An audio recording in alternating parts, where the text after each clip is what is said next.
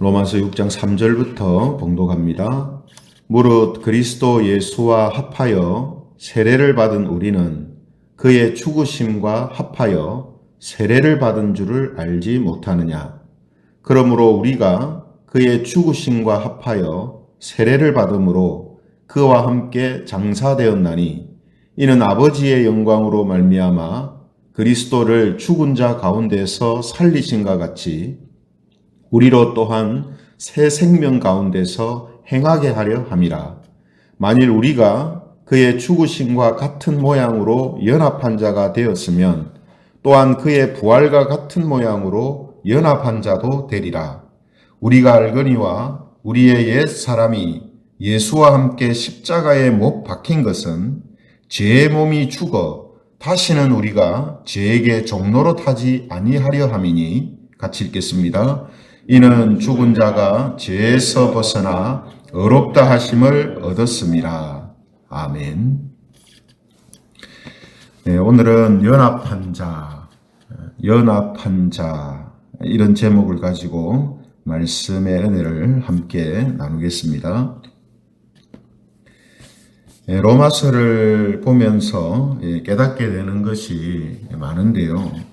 그 중에 하나가 예수님을 믿는다라는 이 부분을 천국 가는 것으로만 생각하는 이런 좀 단편적이고 획일적인 생각을 할 때가 많다라는 이런 생각이 많이 든다는 겁니다.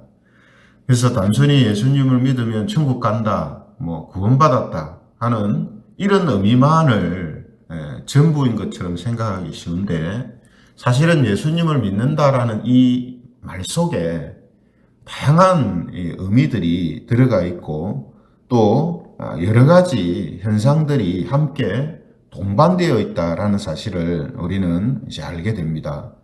그래서 로마서는 이 믿음 안에 있는, 예수님을 믿는다라는 이 믿음 안에 있는 다양한 의미와 그와 함께 따라오는 여러 가지 은혜와 복들을 우리에게 드러내 주고 있습니다. 그래서 오늘도 우리가 예수님을 믿는다라는 이 믿음 안에 있는 다른 중요한 의미를 함께 이제 살펴보려고 하는데요.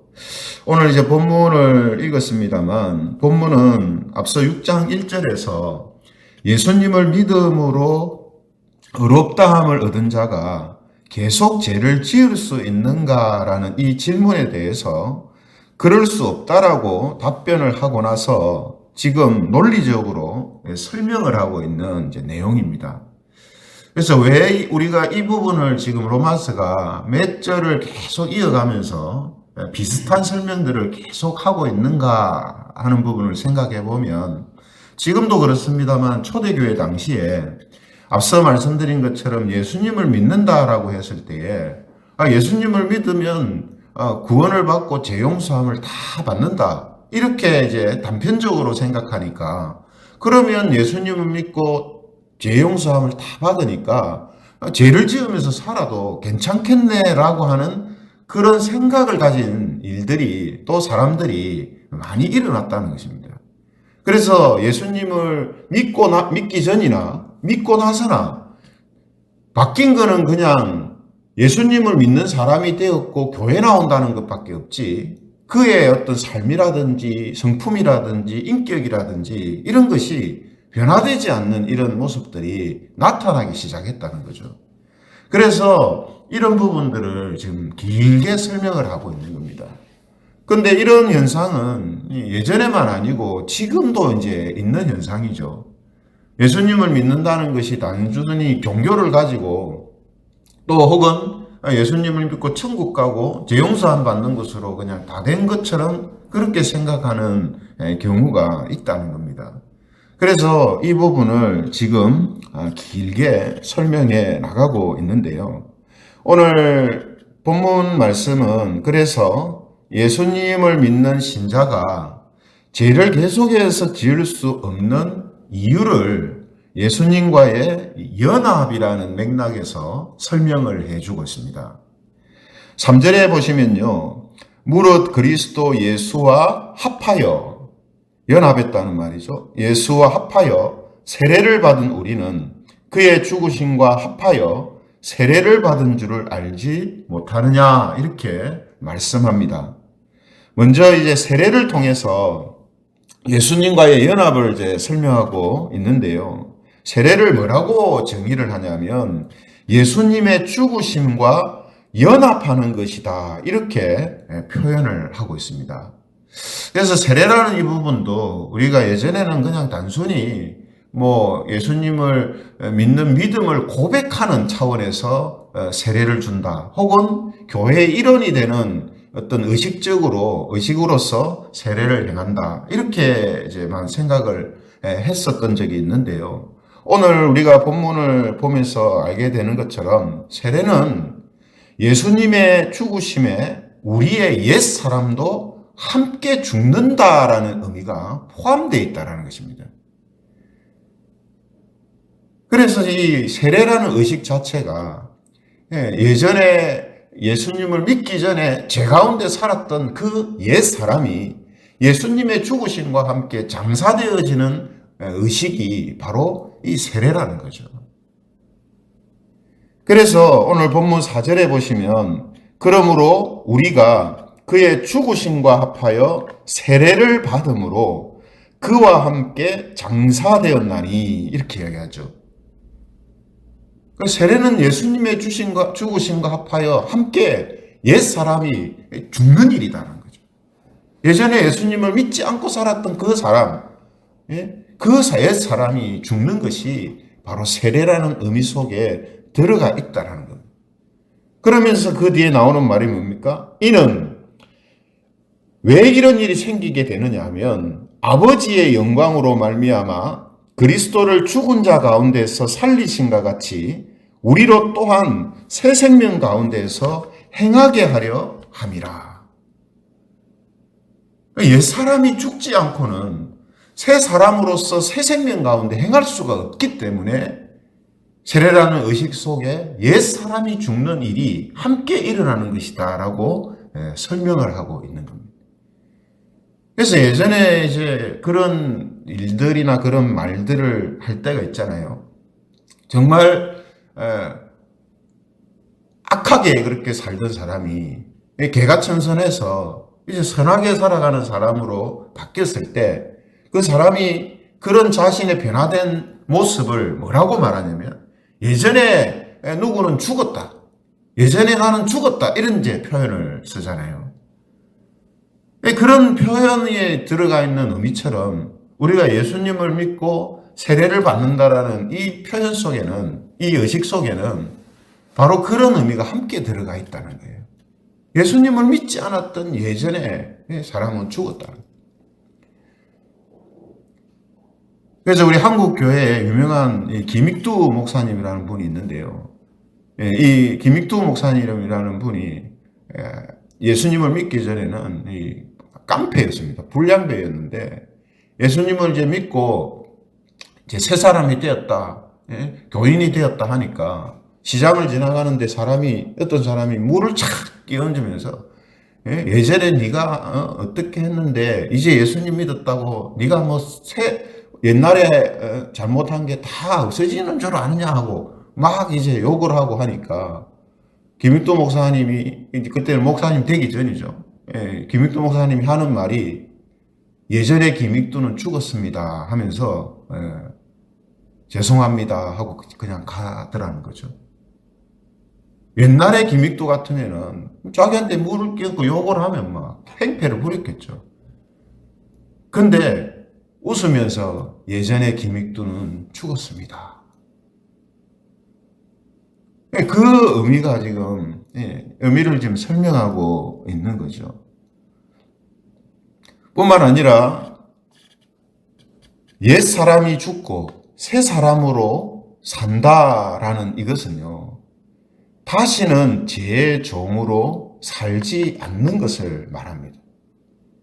옛 사람이 왜 죽어야 되느냐면 그래야 새 사람으로서 새 생명 가운데서 행할 수 있기 때문이거든요. 새 생명 가운데 행한다는 말은, 새 사람이 됐다는 말은 옛 사람이 예전에 죄의 종으로 살았는데 그 사람이 죽었다 이 말. 그렇기 때문에 지금 새 사람은 제 종으로 이제는 살지 않는 새로운 사람이다 이 말이죠. 그래서 6절에 보시면 우리가 알거니와 우리의 옛 사람이 예수와 함께 십자가에 못 박힌 것은 죄의 몸이 죽어 다시는 우리가 죄에게 종노릇하지 아니하려 함이니라고 되어 있습니다. 그래서 여러분, 예수님과 함께 우리의 옛 사람이 죽었다라는 것은 죄에게 종노릇하지 않는 것이 당연하게 따라오는 일이다라고 지금 말씀하고 있는 겁니다. 죄에 대하여서 무감각하고 죄에 대하여서 방관하고 죄에 대하여서 핑계대는 이런 모습으로 살지를 못한다는 거죠. 이런 의미에서 7절에 보면요.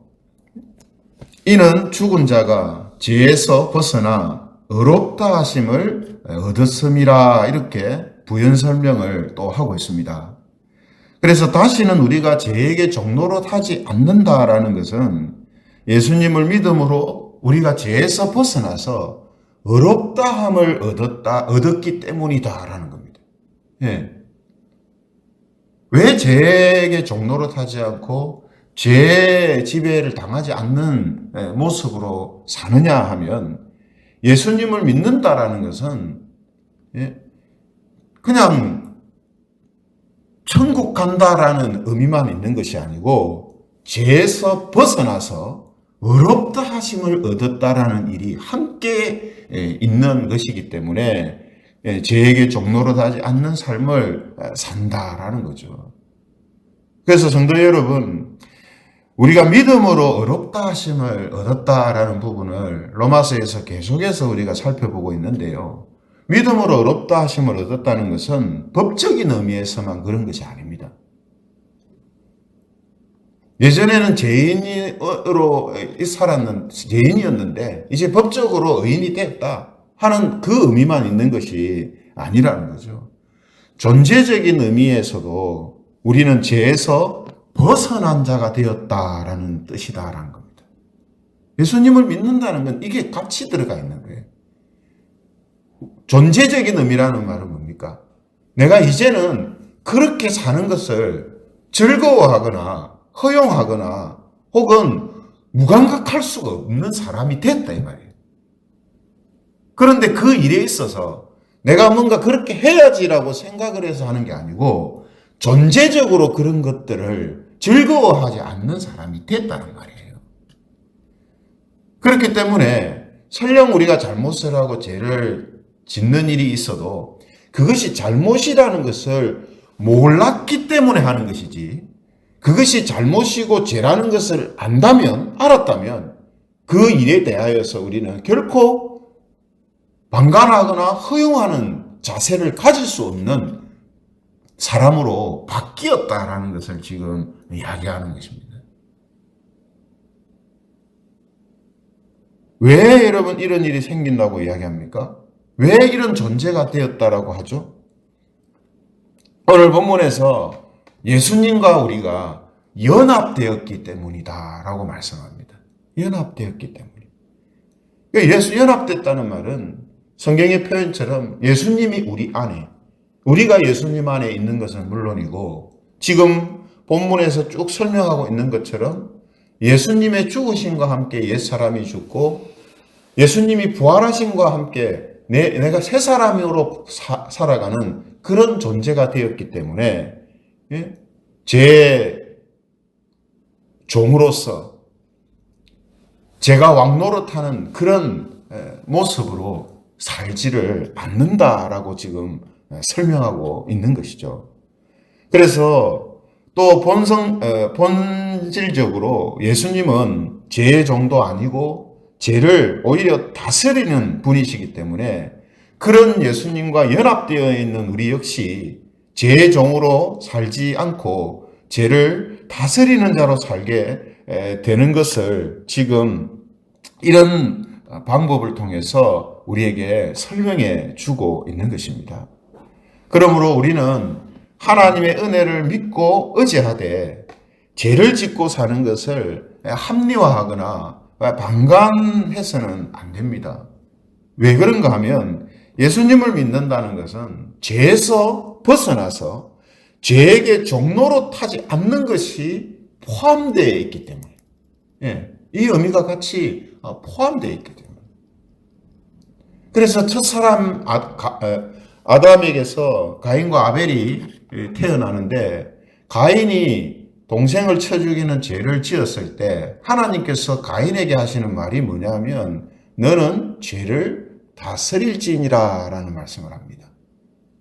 죄를 다스리지 못함으로 인해서 엄청난 범죄를 저질렀다라는 말이거든요. 그러므로 자연인은 하나님 보실 때의 죄라고 생각하는 것들을 다스리지 못합니다. 이게 죄 가운데 살아가는, 죄의 종으로서 죄의 지배 아래 살아가는 사람들이 가지고 있는 특징이에요. 그래서 죄의 종이라고 이야기하는 겁니다. 죄가 왕노릇하는 사람이라고 이야기하는 거거든요. 뭐 때문이라고요? 죄를 다스리지를 못해요. 죄의 지배를 당하고 죄에게 끌려다니지 죄를 다스리지 못합니다. 하지만 우리가 예수님을 믿음으로 새 사람이 됐다는 말은 이제는 그 죄에 끌려다니는 사람이 아니라 죄를 다스리는 사람으로 바뀌어졌다라는 것을 말하는 것이라는 겁니다. 그래서 오늘 우리가 다시 한번 예수님을 믿는다, 믿는 사람이 되었다라는 것은 단순히 종교가 없는 사람이 종교가 생기거나 지옥에 갈 사람이 천국에 가는 일이 생긴 것만 아니라, 그것도 중요하지만 그와 함께 이제 죄의 지배를 당하던 사람, 그 사람은 죽었고 이제는 죄를 다스리며 죄를 이기는 자로 하나님이 새롭게 세운 존재다라는 이 의미가 함께 있다라는 사실을 우리는 잊지 않아야 한다라는 것입니다. 어떤 의미에서는 뭐 크게 잘못하는 일이 없고 죄를 짓는 일이 없는 성도들한테는 그렇게 마음에 확 다가오지 않는 말씀이 될 수도 있겠지만, 여전히 이러한 의미를 알지 못하거나 그래서 죄를 짓고 있는 그런 사람들한테는 이 말씀이 정말 양약과 같은 그런 말씀이 되는 거죠. 그래서 예전에 유명한 이 조폭두목이 교도소에서 이 기독교를 믿고 이제 새 사람이 됐다 하는 이제 막 그 보도가 막 나왔던 적이 있습니다. 근데 그 사람이 출소해서 또다시 그런 예전에 했던 삶으로 돌아가서 사람들을 힘들게 하는 그런 모습들을 이제 보여서, 아, 저 사람이 예수님 믿는다는 게 저게 거짓이었구나, 이런 이제 이야기가 나왔거든요. 근데 사실은 그 사람 입장에서 보면 거짓말을 하려고 한 건지 또 일부러 그래 한 건지 우리 정확히는 알 수 없지만 그럴 수가 있는 겁니다. 자신은 거짓말 하려고 한 게 아닌데 그렇게 할 수 있는 거예요. 자기는 진짜 예수님 믿는 사람 됐다라고 그렇게 생각을 했는데, 그리고 그래서 그렇게 말했는데 그걸 잘못 알고 있었기 때문에 그렇게 말하고 그렇게 행동한 것일 수도 있다 이 말이죠. 뭘 잘못 알았다는 말입니까? 예수님을 믿는다는 게 그냥 자신이 옛날에 지은 죄 다 용서받고 끝으로 끝나는 걸로, 옛날에 그냥 지은 죄 용서받고 그냥 천국 갈 사람이 된 걸로, 옛날에 죄 지은 거기에서 그냥 구원받은 걸로 끝난 걸로, 그렇게 생각을 하는 생각했을 수도 있단 말이죠. 그건 구원에 대하여서, 예수님을 믿는다는 것에 대해서 심각한 오해를 했거나 진짜 중요한 부분을 몰랐다라는 겁니다. 이런 부분들이 있기 때문에 오늘 로마서는 이 부분을 정말 상세하게 우리에게 설명해 주고 있는 것입니다. 그러므로 오늘 예수님을 믿는다는 것은 죄에서 벗어나 죄에게 종로로 하지 않는 자가 되었다. 그런 존재가 되었다라는 것이 포함되어 있다라는 이 사실을 우리는 다시 한번 우리 마음속에 새기면서 오늘 이 말씀을 통해서 이제 우리는 죄 종로로 타는 삶이 아니라 죄를 다스리는 삶을 통해서 예수님과 연합한 자가 되었다라는 사실을 스스로에게 증명하고 또 확인하며 다른 이들에게도 증거하는 그런 삶을 살아가는 그런 저와 여러분들이 되시기를 주님의 이름으로 축원합니다. 말씀을 생각하시면서 같이 기도드리면 좋겠습니다. 우리가 예수님 믿고 구원받는다라는 이것을 너무 획일적이고 단편적으로만 생각하는 경우가 있는데 오늘 함께 말씀을 살펴본 것처럼 예수님을 믿는 사람이 됐다는 것은 이제 죄의 지배 아래서 사는 사람이 아니라 죄를 다스리는 사람으로 바뀌었다라는 이 사실이 함께 있다는 것을 생각하면서 우리 역시 이러한 존재로서 존재가 되었다는 사실을 믿고 죄를 다스리는 자로 의가 우리에게 왕노릇하는 자로 살아가는 그런 삶이 되게 해달라고 우리 함께 통성으로 기도드리겠습니다.